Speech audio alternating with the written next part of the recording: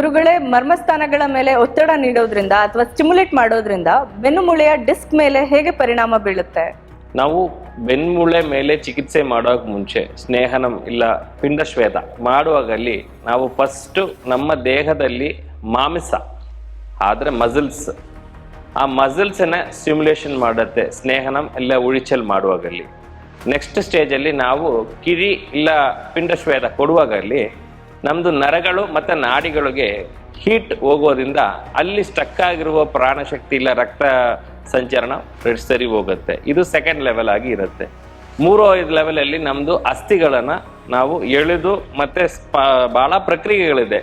ಎಳೆಯೋದು ಮಾತ್ರ ಅಲ್ಲ, twisting, rotating, ಆಮೇಲೆ ಬೆಂಡಿಂಗ್, ಪುಳ್ಳಿಂಗ್, ಈ ಥರ ಎಲ್ಲ ಟೆಕ್ನಿಕ್ಸ್ ಯೂಸ್ ಮಾಡಿ ನಾವು ಈ ಮರ್ಮನ್ನ ಸೆಟ್ ಮಾಡ್ತೀವಿ ಇಲ್ಲ ಅಸ್ಥಿಗಳನ್ನು ಸೆಟ್ ಮಾಡ್ತೀವಿ. ಇದು ಮುಖಾಂತರ ನಿಮ್ಮದು ಅಸ್ಥಿಗಳನ್ನು ಗುಣ ಆಗುತ್ತೆ, ಸೆಟ್ ಆಗುತ್ತೆ.